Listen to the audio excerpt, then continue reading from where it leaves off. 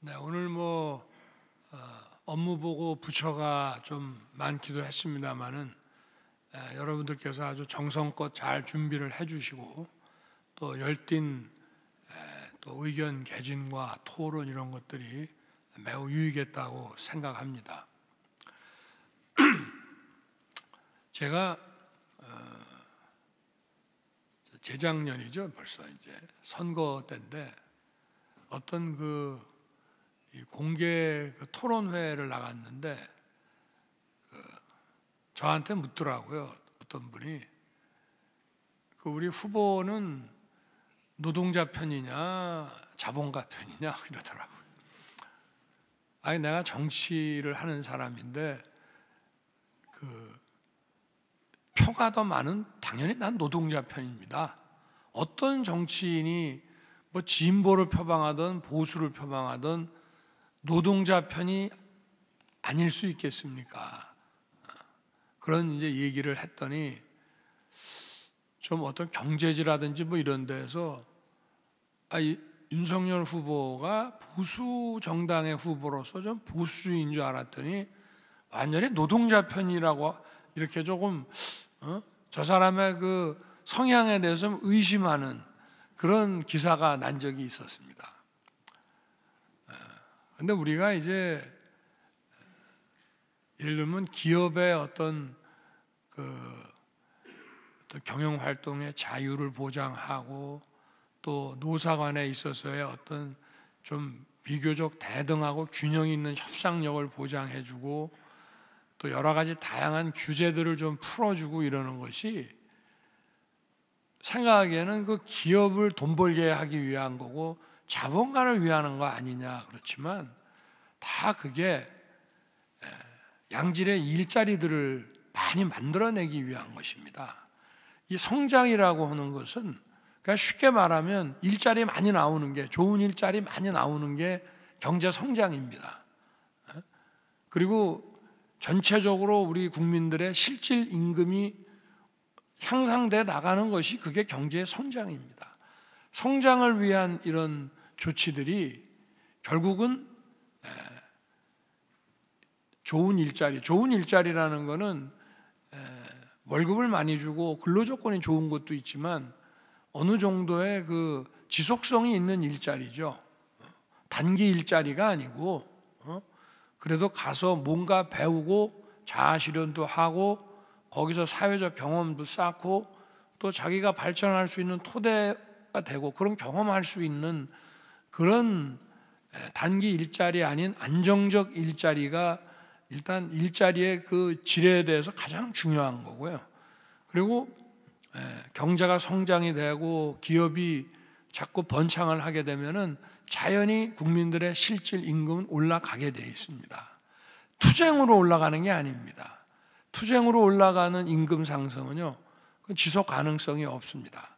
물론 노사 간의 어떤 협상과 또 경우에 따라서는 투쟁에 가까운 대립 갈등도 존재하겠지만 국가를 운영하고 국정을 운영하는 차원에서 봤을 때는 크게 볼 때는 결국 우리 경제를 성장을 시키는 것이 그게 다 우리 노동자를 위한 것이다.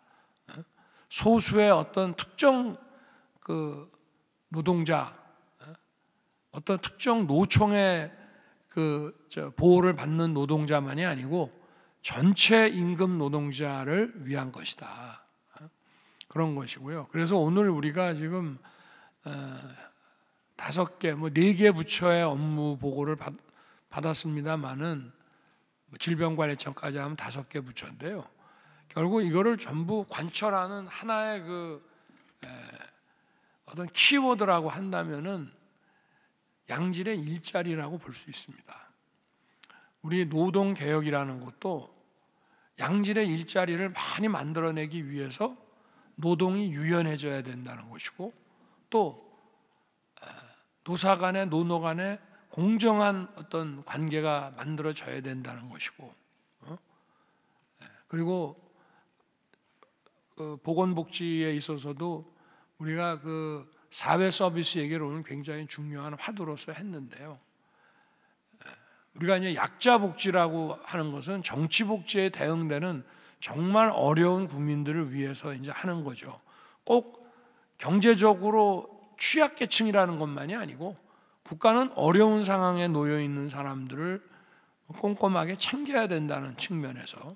그런데 이제 아까 제가 이 보편복지 사회 서비스의 어떤 하나의 대표적인 예로 의료 서비스라는 거를 이제 들었죠. 우리는 그걸 건강보험이랑 이제 연계해서 하는데, 그 의료 서비스는 이제 건강보험 문제로 이제 다루지만 우리 사회 서비스 중에 제일 중요한 게 이제 돌봄이죠. 아이들, 또 연세 드신 분들. 또 중요한 것 중에 하나가 상담도 있습니다. 상담. 그런 것도 중요한 사회 서비스고요. 그리고 여러 가지 이런 건강 증진에 도움이 되는 이런 다양한 체육, 레크레이션 이런 것도 우리가 사회 서비스로 볼 수 있지만 제일 중요한 게 이제 돌봄인데, 결국은 이런 소위 보편복지라는 분야를 그냥 국가가 개입하지 않고 시장 메커니즘으로 그냥 던져 놨을 때 하고, 그리고 이거를 어떤 국가가 관여하는 영역으로, 국가가 배려하는 영역으로 가지고 와서 준 시장적인 시스템을 가지고 가느냐. 예를 들면 이제 예를 들면 의료 서비스 같은 것도 수가는 정해져 있죠. 어떤 분야 치료를 잘한다고 그 치료 행위에 대해서 어느 병원은 손님이 많이 몰린다 그래서 수가를 높게 주고 이렇게 하진 않죠. 가격은 일정합니다. 돌봄 서비스에 대해서도 그 돌봄을 어디는 잘해주고 어디는 좀 서비스가 떨어진다고 하면 그 일반 시장처럼 가격이 왔다 갔다 하지는 않지만 손님이 많이 몰려서 더 많은 매출과 수익을 올릴 수 있고, 이게 준시장적인 경쟁 시스템이라는 게 들어가는 거죠. 그리고 그러다 보면 거기서 이제 그게 이제 과학화되고 또 거기에 많은 테크놀로지가 이제 들어가서 경쟁력을 또 향상시키고, 그렇게 하면서 이제 사회 서비스가 고도화되면 이거 자체가 우리 지금 이 서비스 산업의 이 생산성도 높이면서 결국 이것이 우리의 성장을 또 견인해 나가고 양질의 일자리가 많이 나온다는 거죠. 그래서 복지라는 문제를 그냥 재정으로 돈 쓰는 문제만 생각할 것이 아니라 돈을 쓰더라도 이거를 민간하고 기업을 끌어들여서 또는 준시장적으로 이걸 어떻게 잘 관리를 할 거냐, 이런 걸 좀 생각을 해봐야 되고, 지금 저도 그 일선 주민센터 이런 데를 좀 가봤습니다만은 그 주민센터에 우리 복지 담당하는 공무원들이 숫자가 얼마 안 되고 고생을 엄청나게 합니다. 근데 저는 이제 그런 생각도 해봤어요. 좀 늘려야 돼, 사실은. 근데 이것이 상담이라는 서비스를 갖다가 하나의 이것도 사회 서비스로 좀 해가지고 그거를 주민센터 공무원이 다 할 것이 아니라 좀 약간 준시장적인 접근이 필요하지 않느냐. 그렇게 된다면은 이거를 좀 평가하고 좀 할 수 있는 또 그런 하나의 서비스, 우리가 돌봄 서비스도 좀 평가할 수 있는, 이런 객관적으로 할 수 있는 이런 어떤 그 시장도 나올 수 있지 않느냐. 그렇게 해서 그 복지부에서도 이제 저희 정부의 기조가 이 보편 복지는 서비스 복지로, 그리고 사회 서비스를 경쟁력을 강화하고 사회 서비스를 고도화해 나가고 사회 서비스를 산업화해 나가고 사회 서비스를 우리 성장의 견인차 역할로 한다는 그 기본 어떤 기조에 대해서 우리 복지부의 이 공무원들이, 우리 장관님이나 또 오늘 차관들 얘기하는 거 보니까 아주 방향을 정확하게 잘 잡고 있어서 굉장히 다행스럽고 아주 고맙게 생각이 됩니다. 그리고 이제 아까 이제 얘기했지만 그 복지제도에 대해서는 늘 나오는 얘기가 그 전달 체계의 비효율성입니다. 옛날에 왜 선거 때 막 돈 쓴다고 그러면은 선거 자금을 한 100억을 뿌렸는데 막상 유권자에게 돌아가는 거는 10%만 돌아가도 선거 이긴다는 옛날 얘기가 있었잖아요.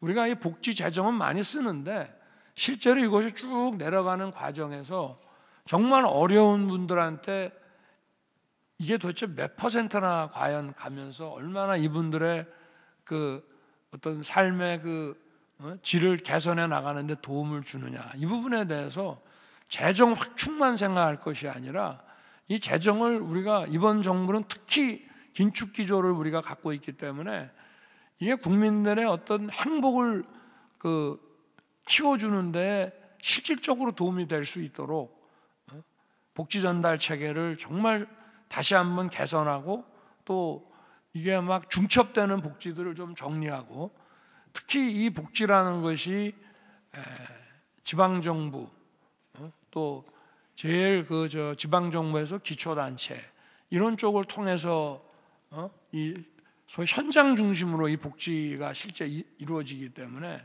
중앙에서는 그냥 돈만 내려보내고 재정만 그냥 주면은 이게 지방에서 어떻게 돌아가는지 잘 모릅니다. 그래서 이번 우리 정부에서는 복지부가 태스크포스 팀을 아주 현장 중심의 현장에서 일하는 그 공무원들 중심으로 해서, 그리고 실제 또 이런 복지 이 시스템을 많이 이용해 본 사람들 좀 설문조사도 하고 해서 이걸 좀 중첩되는 복지와 이 전달 체계를 전반적으로 효율화 시켜야 된다. 아무리 재정, 국민 세금을 아무리 갖다가 해도, 그리고 이제 그 복지, 중첩 복지라든가 이런 비효율적인 거를 좀 단순하게 이렇게 하는 과정에서 법 개정이 필요한 거는 빨리빨리 국회에다가 법을 내고, 이걸 사실은 좀 이렇게 요령껏 하면은 얼마든지 법 개정 없이도 할 수 있는 부분들은 바로바로 좀 시행이 되게 하고, 또 그럼에도 불구하고 역시 복지라는 것이 내가 어떠한 상황에 있을 때 국가로부터 내가 어떤 도움을 받아야 되는지에 대해서 디지털에 익숙하지도 않고 이런 분들은 잘 모릅니다. 그렇기 때문에 늘 이런 찾아가는 복지, 상담하는 복지라는 이런 개념에서 이 상담 자체도 하나의 사회 서비스로 좀 우리가 관리를 해야 될 필요가 있지 않나, 이제 그런 말씀을 좀 드리고 싶고요. 그리고 이제 연금 개혁 문제는 이거는 국민과 함께하는 연금 개혁이니까 이거는 정말 과학적인 이런 데이터와 자료 조사 이런 거를 철저하게 해야 되고, 이게 외국에서는 무슨 법률 하나를 갖다가 좀 바꾸려고 그러면은 그 모티브라 그래가지고 이 자료 조사라든가 이런 거를 엄청나게 해서 책자도 수십 권씩 나오는 상황에서 법도 바뀌고 이러는데, 우리는 대충 뚝딱 만듭니다. 아무리 법이라는 것이 정치적 타협의 산물이라 하더라도 현대 국가에서 그 전문적인 연구를 충분히 해가지고 거기에 기초해서 정치적인 타협을 해야 되는 거지. 예를 들면 어떤 케이스가 대법원에 올라가면 대법원의 법관이 13명이에요. 그러면 올라가자마자 그냥 대법관끼리 표결을 하는 게 아닙니다. 충분히 연구하고 자료조사하고 또 회의도 하고 이렇게 해가지고 그래도 이게 전원 합의로 결론이 안 날 때만 표결에 들어가는 거거든요. 이 정치적 타협이라든가 의석수의 표결 이런 거는 그건 마지막 상황에서 하는 것이지, 충분한 수기와 과학적인 그 어떤 조사 이런 것들이 바탕이 돼야 그게 바로 문명국가고 그게 바로 지성주의에 기초한 민주주의 아니겠습니까? 그래서 정부는 하여튼 국회와 국회 연금특위와 하여튼 원활하게 소통 협력을 해가지고 자료도 늘 공유하고, 또 정부에서 조사해서 나온 거 있으면 국회에 보내드리고, 또 국회에 가서 좋은 얘기들이 나오면 그거 다 받아와가지고 하여튼 연내 늦어도 내년 초에는 어느 정도의 이제 나중에 그거는 정치적 타협만 남는 거지, 기본적인 자료와 이 방향은 딱 아주 만들어서 국회에 보내드릴 수 있도록 그렇게 좀 준비를 해주시기 바랍니다. 그리고 아까도 제가 얘기를 했습니다마는 이런 방역에 있어서의 어떤 출입국 문제라고 하는 것은 전 세계 어느 나라나 이거를 외교 문제, 정치 문제, 경제 통상 문제로 생각하지 않습니다. 그러니까 세계 어느 나라나 선진국은 다 그렇게 합니다. 그게 과학이고 딱 자기 나라 국민의 안전과 건강만 생각하니까, 다시 한번 말씀드리지만 이제 어떤 식의 감염병이든지 마찬가지입니다. 이게 어느 나라에서 발생이 돼 갖고 오던 간에 앞으로 우리 정부에서는 이런 방역에 필요한 어떤 그 출입국 관리는 이거는 철저하게 자국민의 안전만 생각하는 쪽으로 꼭 해주시기를 당부드리고요. 그리고 이제 그 바이오 분야하고 바이오 헬스 분야가 정말 좋은 일자리를 엄청나게 만들어낼 수 있는 그 분야인데, 좋은 말씀을 다 해주셨기 때문에 저는 뭐 추가해서 그 반도체와 같은 정도의 그 방향에서 아까 세제 지원, 인력 양성, 또 스타트업이라든지 하는 이런 생태계 구축 이런 거 다 좋은 말씀 주셔가지고 이렇게 정부에서 좀 이 부분에 신경을 좀 써주기를 바라고, 한 가지는 바이오 분야는 어떻게 보면 전 세계에 몇 개의 메이저 제약사들이 이거를 리드를 해 나갑니다. 이게 제일 중요한 게 국제 협력입니다. 이게. 그러니까 우리 혼자 아까 그 매출 뭐 1조 이상 되는 글로벌 그 블록버스터 신약 말씀을 하셨는데, 이게 우리나라 기업 혼자서 개발하기 참 어렵기 때문에 여기에 대해서는 어떤 국제 협력이 잘 돼야 되고, 국제 협력이 되려고 그러면은 글로벌 스탠다드에 맞는 규제 이 혁신이 필요하다 이 말입니다. 아니 저쪽 나라는 규제가 우리하고 완전히 달라, 규제 방향도 틀려. 근데 국제 협력이 될 수가 없지 않습니까? 그러니까 우리 여기 관계 부처에서 하여튼 이 더 국제화된 시각을 가지고 글로벌 스탠다드에 맞는 이런 시스템을 만들어야 기업들이 국제 협력을 할 수 있고 연구소들이 국제 협력을 할 수가 있기 때문에, 그렇게 해서 함께 노력해서 좋은 신약도 만들고 좋은 의료기기도 개발할 수 있게 이렇게 가야 되지 않나 생각합니다. 오늘 하여튼 좋은 말씀 많이 주셨고 그 방향도 다들 잘 잡으신 것 같은데, 이제 올해 우리가 빠른 속도로 일하는 게 중요하지 않겠습니까? 이 규제 개선에 있어서 규제 자체의 그 내용을 갖다가 그 문턱을 좀 낮춰주고 합리화하는 것도 중요하지만, 정부의 인허가를 받는 또는 우리가 규제를 개선해 나가는 속도가 매우 중요합니다. 왜 그러느냐? 기업은 정부하고 달라서 시간이 돈입니다. 예를 들어서 뭐 어디 아파트 건설하는 무슨 건설 PF 그러면은 시간이 오래 걸리고 인허가가 오래 걸리면은 이자 부담하다가 그 펀드가 망합니다, 그냥. 그러니까 기업은 시간이 돈이니까 정부가 뭐를 받으면은 되면 되는 거고 안 되면 안 되는 거, 신속하게 결론을 내려줘서 기업이 여기에 들어가는 비용을 줄여줘야 된다 이겁니다. 그래서 속도라는 것을 좀 어떤 규제에 있어서 좀 많이 신경을 좀 써주시기 바라고, 새해에는 우리가 정말 바꿔야 되는 그런 제도, 혁신, 개혁을 해도 속도감 있게, 그래야만 국민들이 체감을 하십니다. 속도가 빨라야 이게 뭐 되는지 안 되는지, 배를 탔는데 강 위에서 이 배가 시속 한 1km로 간다 그러면 내가 배 위에 있는 거지 그냥 뭐 강 위에 있는 그 조그마한 섬 위에 앉아 있는 건지 모르거든요. 어느 정도 속도로, 빠른 속도로 가줘야 내가 지금 배를 타고 이동하고 있구나라고 체감을 할 수 있습니다. 그러니까 하여튼 새해 우리 모두 하여튼 속도감 있게 다 같이 국민을만 생각하면서 열심히 앞으로 나아갑시다. 고맙습니다, 여러분.